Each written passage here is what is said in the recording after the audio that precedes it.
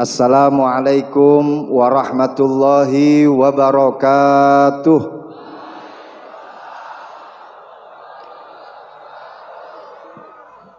Alhamdulillah, alhamdulillahi rabbil alamin, wabihi nasta'inu ala umurid dunya waddin, wa nusalli wa nusallim ala sayyidina wa maulana Muhammadin wa ala alihi wa sahbihi wa tabi'in wa man tabi'ahum bi ihsanin ila yaumiddin. Allahumma syrah li sadri wa yassir li amri wahlul 'uqdatam min lisani yafqahu qawli, amma ba'du. Kita sering menabrakkan antara satu bidang ilmu dengan satu bidang ilmu yang satunya. Kita sering menabrak-nabrakkan antara ilmu pengetahuan umum dengan ilmu agama. Bahkan ada orang yang mengatakan bahwasannya di dalam agama kita ini ada unsur dikotomi terhadap ilmu-ilmu yang ada. Mereka berdalil bahwa Imam Al-Ghazali di dalam Ihya itu telah mendikotomi ilmu umum. Bagaimana di dalam Ihya Imam Al-Ghazali mengatakan ilmu macam-macam ya. Ada al-ilmu at-tibbi atau ilmu kedokteran, ada al-ilmu ad-dunyawiyah, ada al-ulum ad-diniyah, ada al-ulum al-mahmud, ada al-ulum al-mahzmumah, ada al-ulum al-mahmudah, ada al-ilmu ini, ilmu itu. Mereka mengatakan ini namanya adalah pendikotomian ilmu. Dan saya katakan yang dilakukan oleh Al-Imam Al-Ghazali itu bukan pendikotomian, tapi itu pengklasifikasian. Beda antara klasifikasi dengan dikotomi. Kalau dikotomi itu berarti menyampingkan yang lain dan menaikkan yang lain, memuliakan yang lain, merendahkan yang lain. Tapi kalau klasifikasi bukan demikian. Di klasifikasi ini tempat duduknya yang laki-laki, di belakang itu tempat duduknya yang perempuan. Ini tempat khusus untuk jamaah laki-laki, ini tempat khusus jamaah perempuan. Diklasifikasi, tapi bukan berarti mendikotomikan laki-laki ataupun perempuan. Understand? Kita nggak bisa lepas dengan yang namanya perpaduan ilmu umum dengan ilmu agama. Bahkan dalam praktek ibadah kita nggak bisa lepas. Simple, di dalam perintah dikatakan aqimus shalah, dirikanlah sholat. Ketika kalian akan sholat butuh nutupi auratmu. Nggih napa nggih? Kalian butuh kain untuk menutupi aurat. Kain ini dibuat oleh tukang tenun, tukang kain. Tukang kain yang jelas itu pasti memiliki ilmu pengetahuan umum dan keterampilan jahit menjahit. Kemudian tukang jahit butuh alat untuk menjahit. Dan itu pun ada alat jahit yang selalu kita baca made in macam-macam.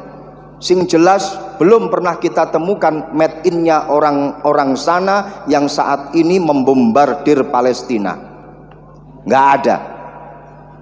Jok sampai. Ini artinya yang namanya pengetahuan umum bagaimanapun juga tetap dipadukan dengan yang namanya ritualitas, rutinitas keagamaan kita. Nggak bisa dihilangkan. Kita sering menabrak-nabrakkan. Entah itu membuat satu konflik di antara ilmu umum dengan ilmu agama, ataupun mengkontraskan di antara keduanya.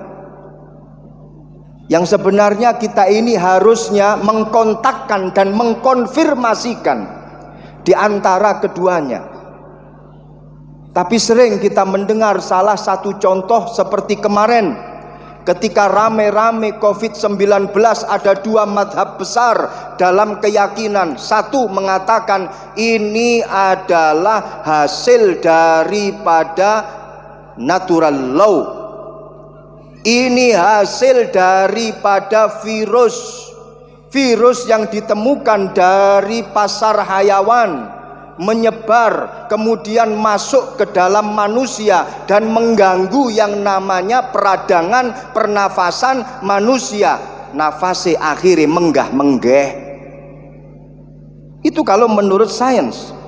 Tapi beda kalau kita tanya kepada orang yang militansinya luar biasa kepada ilmu agama. Dia katakan Covid kuwi wabah, kuwi ngono coba teko pangeran, kuwi ngono ujian teko pangeran. Jere sapa teko kayawan, jere sapa kuwi kabeh ujian teko pangeran.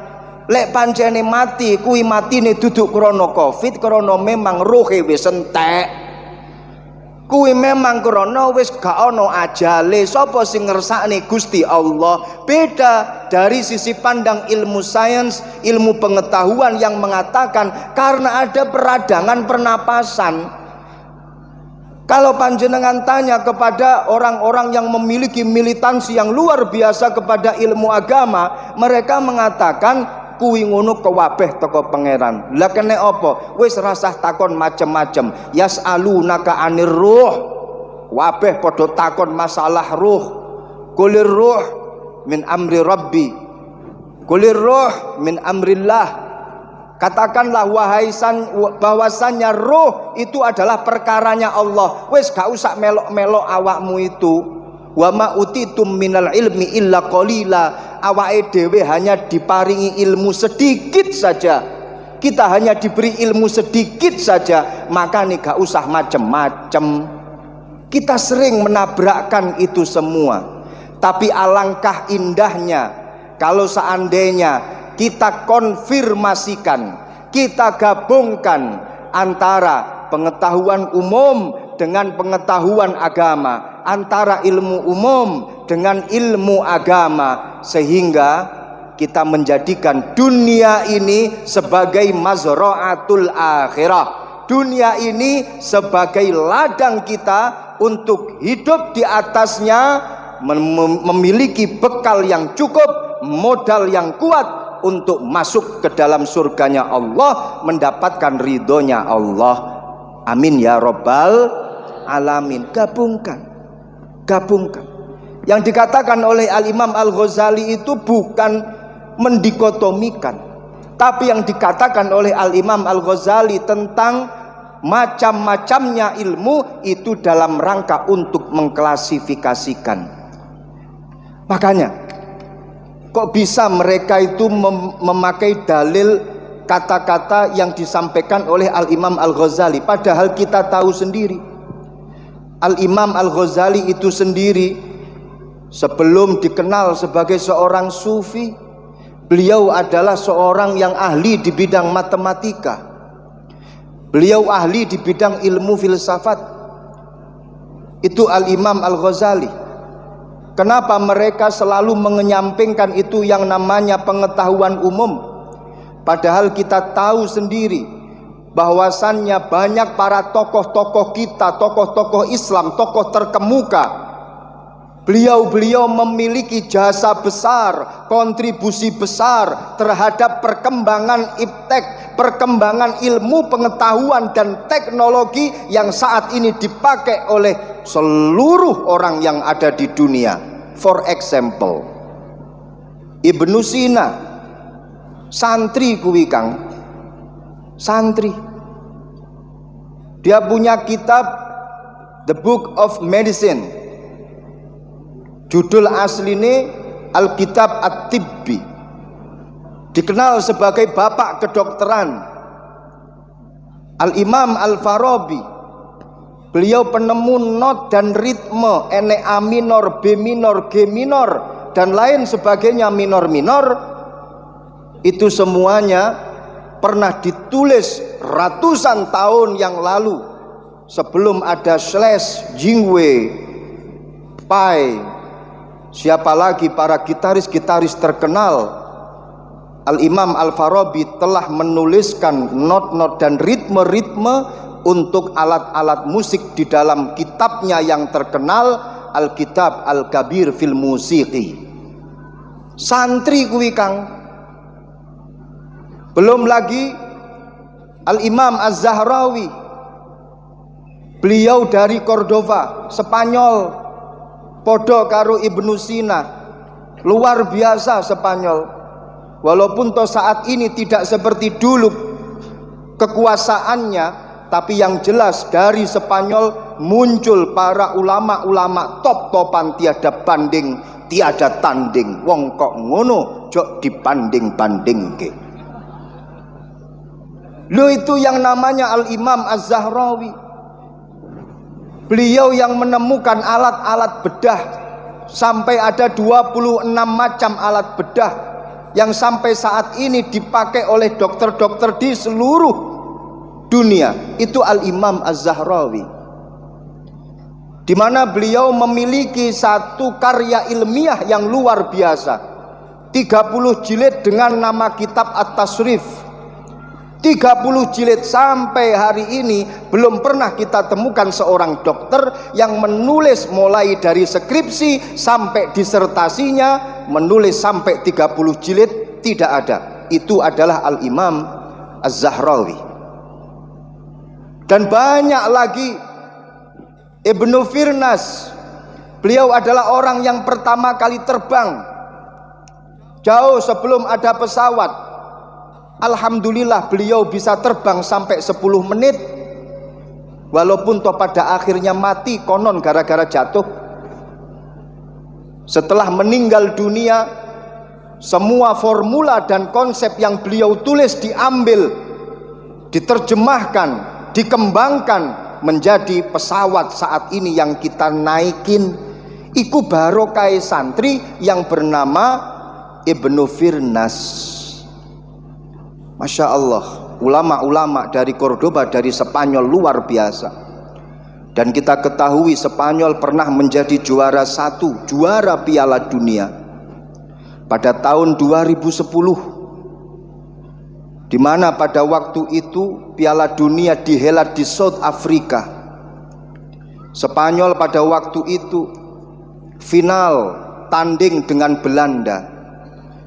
Kejadian ini terjadi di salah satu stadion yang bernama City Soccer. Walaupun toh menjadi pemenang Piala Dunia, tapi sebenarnya Spanyol hanya mengegulkan 1 gol, dan itu pada detik-detik terakhir ketika sebelum pertandingan selesai.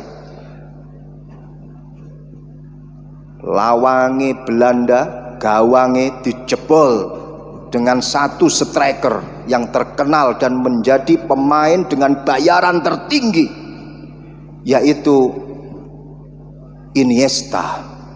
Saya hafal karena saya menang pada waktu itu.